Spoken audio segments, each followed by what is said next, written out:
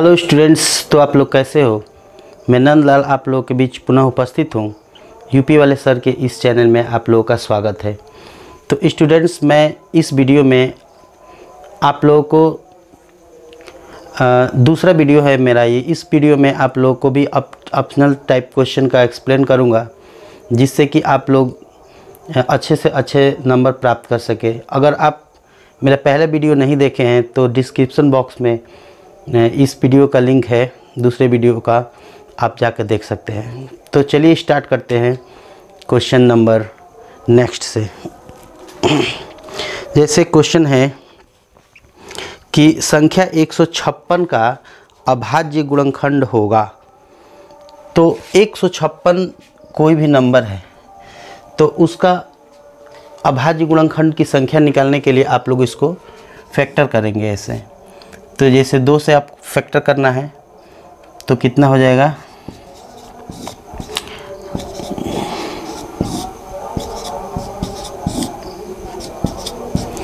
तो इस प्रकार आप देखते हैं कि अभाज्य गुणनखंडों की संख्या 156 को हम लिख सकते हैं। 2 कितने बार है आपका, 2 बार है, और 3 1 बार है, और 13 1 बार है। तो आप इसको अभाज्य गुणनखंड के रूप में व्यक्त कर सकते हैं। तो इसमें मेरा ऑप्शन 2 3 दूसरा बी सही है, ठीक है। तो आप इसको, तो स्टूडेंट्स दूसरे क्वेश्चन में देखते हैं क्या कि यदि किसी वर्गीकृत आंकड़ों का माध्य और बहुलक क्रमशः 24 और 12 है तो इसका माध्यक ज्ञात करना है। आपको दिया है माध्य कितना दिया है, 24 दिया है, और बहुलक दिया है 12 दिया है, तो माध्यक ज्ञात करना है। तो इसमें मैं एक फार्मूला बताया था, आप लोगों को याद होगा कि बहुलक बराबर 3 गुणे माध्यक माइनस 2 गुणे माध्य होता है, ठीक है। तो चूँकि यहाँ पे हमको बहुलक दिया है 12, 3 गुणे माध्यक निकालना है, तो यहाँ पे माध्यक लिख देंगे, और माइनस 2 गुणे माध्य कितना है, 24 है। तो यहाँ पे 24 दूनी 48, माइनस से इधर आएगा प्लस हो जाएगा, तो 12 प्लस 48 बराबर 3 गुणे माध्यक।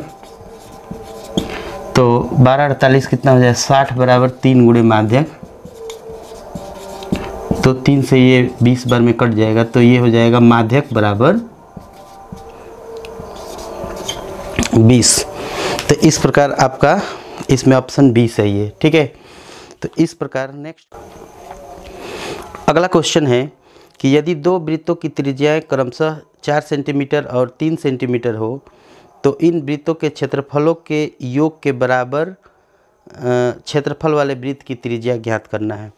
इसमें कह रहा है कि यदि 2 वृत्त है जिसकी त्रिज्या 3 सेंटीमीटर, 4 सेंटीमीटर और 3 सेंटीमीटर है, एक की त्रिज्या 3 सेंटीमीटर है, तो कह रहा है कि इन वृत्तों के क्षेत्रफलों के योगफल के बराबर, तो इसका क्षेत्रफल और प्लस इसका क्षेत्रफल के बराबर, मान लीजिए कि दोनों के क्षेत्रफल के बराबर एक बड़ा वृत्त आ गया, इसकी त्रिज्या आर है। तो कह रहे हैं कि इस वृत्त की त्रिज्या क्या होगा। तो दोनों के क्षेत्रफल के योग के बराबर इसका क्षेत्रफल है, मान लीजिए कि इसका क्षेत्रफल ए है, तो इसका क्षेत्रफल हो जाएगा पाई, आर के जगह पे 4 आर का, मतलब फार्मूला है एरिया बराबर पाई आर स्क्वायर। अब प्लस मान लीजिए कि यहाँ पे पाई 3 का square equal to pi r का स्क्वायर, यही आर निकालना है। तो इसमें से दोनों तरफ से पाई कैंसिल हो जाएगा, तो ये हो जाएगा 16 + 9 इक्वल टू आर स्क्वायर। तो आर स्क्वायर बराबर 25, तो आर बराबर √25 इक्वल टू 5 सेंटीमीटर। इस प्रकार इसमें ऑप्शन ए सही है, ठीक है। तो इस प्रकार आप लोग, अगर वीडियो अच्छा लग रहा है तो चैनल को सब्सक्राइब कर लीजिए, बेल आइकन क्लिक करके नोटिफिकेशन ऑन कर लीजिए, क्योंकि यह सीरीज़ 20 वर्षों का है। 20 वर्ष में जितने भी क्वेश्चन आए हुए हैं सभी क्वेश्चनों का एक्सप्लेन करूंगा, ठीक है। अगला क्वेश्चन है कि यदि संख्याएं 7 8 x 11 14 का माध्य x है, तो x का मान ज्ञात कीजिए। माध्य किसका किसका दिया है माध्य, करें कि 7 8 x 11 14 का जो माध्य है वह x है, तो x का भी मान बताना है। करें कि दिए हुए आंकड़ों का माध्य भी x है ना। तो माध्य का फार्मूला में बताया था कि माध्य बराबर आंकड़ों का योगफल, जो आंकड़े दिए हैं उसका योगफल बटा आंकड़ों की संख्या। तो आंकड़ा है आपका 7 + 8 + x + 11 + 14 अब बाई 1 2 3 4 5, और यहाँ पे माध्य भी आपको दिया है x। तो x इक्वल टू यहाँ पे इसको जोड़ देंगे, 7 और 8 15, 15 और 11 26 और 14 40 प्लस x बाई 5। अब यहाँ से क्रॉस मल्टीप्लाई कर दीजिए आप लोग, तो ये हो जाएगा 5x = 40 + x, ये हो जाएगा इधर आएगा x तो माइनस हो जाएगा 5x - x = 40, तो 4x = 40, तो x = 40/4 इक्वल टू हो जाएगा 10।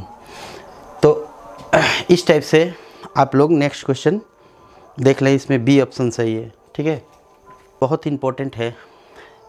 तो अगले क्वेश्चन में करें कि sin square 18 degree minus cos square 72 degree का मान कितना होगा। दिया है कि sin square 18 degree minus cos square 72 degree का मान कितना होगा। ठीक है, तो स्टूडेंट्स मैं बता दूं आप लोगों को कि इस टाइप के क्वेश्चन जब दोनों का सम 90 डिग्री होता है, मतलब 90 डिग्री, तो आप एक को चेंज कर दीजिए, इसमें से किसी एक को। तो ये चेंज कैसे होता है, यहाँ पे क्या करेंगे, साइन स्क्वायर 18 डिग्री को लिख देंगे 90 - 72 डिग्री, एक को चेंज कर दिए, चाहे इसको चेंज कर दिए, और cos स्क्वायर 72 डिग्री।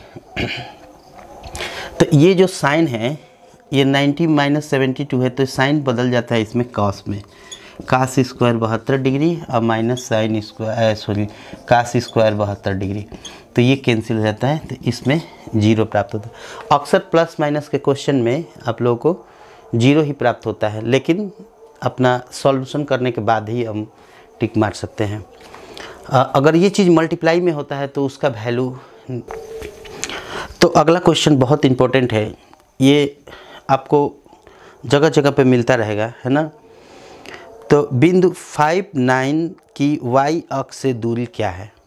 बिंदु 5 9 का y अक्ष से दूरी बताना है, y अक्ष से दूरी क्या है। अब थोड़ा सा ध्यान देना है यहाँ पे कि जैसे ये हम बनाएंगे तो ये x axis x dash y dash होता है, ये x एक्सिस है, ये y एक्सिस है। इस पे 5 और 9 अगर हम खींचेंगे तो 1 2 3 4 5 x अक्ष पे, और 1 2 3 4 5 6 7 8 9 y अक्ष पे होता है। तो इन दोनों को जहाँ हम क्रॉस करेंगे तो ये मिलता है हमको 5 और 9। तो इस क्वेश्चन में पूछ रहा है कि y अक्ष से दूरी। देखिए यहाँ पे कन्फ्यूजन क्या होता है कि कभी कभी x अक्ष से पूछ देता है दूरी और कभी कभी y अक्ष से दूरी पूछता है। तो अगर y अक्ष से दूरी पूछता है इस बिंदु का, तो ये दूरी हम देखेंगे कि y अक्ष से ये बिंदु जो है ये 5 9 कितना दूरी पे है। तो ये जो दूरी है ये यही दूरी है। तो क्या करते हैं 1 2 3 4 ये 5 दूरी है, तो y अक्ष से दूरी इसका 5 होगा। अगर यही पूछ देता है कि x अक्ष से दूरी ज्ञात कीजिए, तो x अक्ष से यहाँ पे ये वाला x अक्ष से ये बिंदु कितने दूरी पे है, तो ये 9 है। तो अक्सर यहाँ पे क्या कि जो अक्ष पूछता है, यहाँ पे जैसे y अक्ष से दूरी पूछ दिया तो यहाँ पे हम x का वैल्यू लेंगे, अगर यही x अक्ष से दूरी पूछ दिया तो y की वैल्यू लेंगे। तो इस प्रकार इसमें ऑप्शन जो दिया है वह हमारा ऑप्शन। तो अगला क्वेश्चन बहुत ही बढ़िया बेहतरीन है। तो आप हमारे चैनल पर अगर पहली बार आए हैं तो आपको बहुत बहुत स्वागत है। आप लोग इस चैनल से बहुत कुछ लाभ ले सकते हैं। तो नेक्स्ट क्वेश्चन देखते हैं। करें कि यदि द्विघात समीकरण x square plus b x plus c बराबर 0 का मूल समान है तो सी का मान ज्ञात करना है। कह रहा है कि यदि x square plus b x plus c equal to 0 का मूल समान है, अगर यहाँ पे ये क्वेश्चन है कि मूल समान है, तो देखिए मूल समान डिस्क्रिमिनेंट में मतलब विविक्तिकरण में मूल समान होने का मतलब ये होता है कि जो बी स्क्वायर माइनस 4ac विविक्तिकर है उसका वैल्यू क्या होता है, 0 होता है। ये याद रखिए, यहाँ पे 3 कंडीशन होता है। एक होता है b square minus 4ac is greater than 0, एक होता है b square minus 4ac is equal to 0, और एक होता है b square minus 4ac is less than 0। तो जब मूल समान होता है तो इस कंडीशन में ये वाला कंडीशन लागू होता है।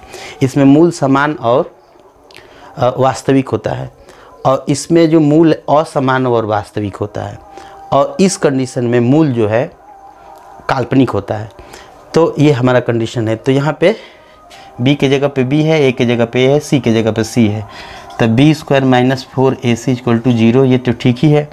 अब यहाँ से हम बी स्क्वायर बराबर 4ac कर देंगे, चूँकि यहाँ पे क्या पूछ रहा है, c का वैल्यू पूछ रहा है, c का मान, तो c की वैल्यू निकाल देंगे तो ये बी स्क्वायर अपन 4a हो जाएगा। तो इसमें हमारा option b square by 4a option D सही है।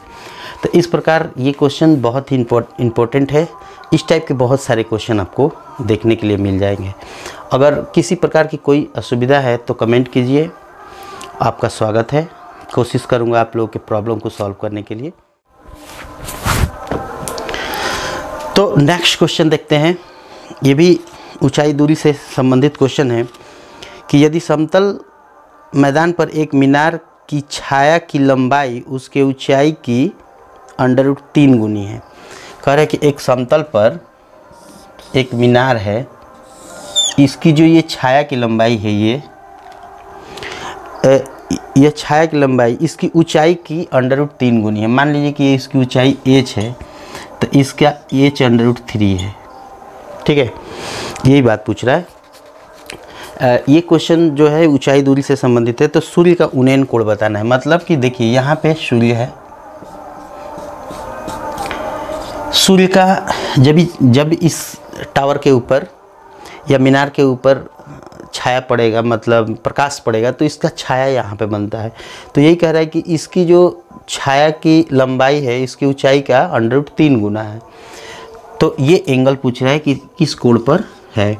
तो यहाँ पे देखा जाता है कि यहाँ पे 90 डिग्री का वो होता है, एंगल होता है। तो यहाँ पे ये लंब, इसके लिए ये लंब और ये आधार, तो लंब बटा आधार tan थीटा का होता है। तो यहाँ पे हम क्या करेंगे कि tan थीटा बराबर लंब हो जाएगा h और बटा h √3, h से h कैंसिल, तो tan थीटा बराबर हो जाएगा 1 बटा √3। अब यहाँ पे सोचना है कि 1 बटा जो √3 है वो किसका वैल्यू है। तो tan थीटा बराबर आप लोगों को पता होगा कि ये 1 बटा √3 tan 30 डिग्री के वैल्यू होती है। दोनों तरफ से tan कैंसिल कर देंगे, ये हो जाएगा 30 डिग्री। तो ये भी क्वेश्चन बहुत ही बेहतरीन है। ऊंचाई दूरी में इसका बहुत ज़्यादा इम्पोर्टेंस है। नेक्स्ट क्वेश्चन मैं वास्तविक संख्या से लिया हूँ कि प्रमेय संख्या 7/2 के पावर 2 × 5 का दशमलव प्रसार निम्नलिखित में से किस दशमलव स्थान के बाद समाप्त होगा। ये थोड़ा सा समझना है कि ये जो दशमलव प्रसार जब हम इसका करेंगे तो दशमलव स्थान के बाद समाप्त होगा, ये कितने स्थान तक जाके। ठीक है, तो मैं यहाँ पे जैसे दिया है 17/2 के पावर 2 × 5, तो इसमें क्या करते हैं कि इसको भी जैसे 2 के पावर ये 2 है तो इसको भी 5 के पावर 2 बना देते हैं। तो इसमें क्या करेंगे कि एक 5 से ऊपर और एक 5 से नीचे मल्टीप्लाई कर देते हैं। तो ये 17×5 = 85 हो जाएगा, और ये 2 के पावर 2 और 5 के पावर 2 हो जाएगा। तो ये हो जाएगा 85 बटा ये हो जाएगा 5 × 2 1 में, मतलब सब मिला के 5 दूनी 10 के पावर 2 हो जाएगा। यहाँ पे क्या करते हैं कि दोनों का पावर बेस से पावर सेम है, तो हम क्या करते हैं कि दोनों पर 1 पावर कर देते हैं। 2 × 5, ये एक्सपोनेंट इन पावर का रूल है।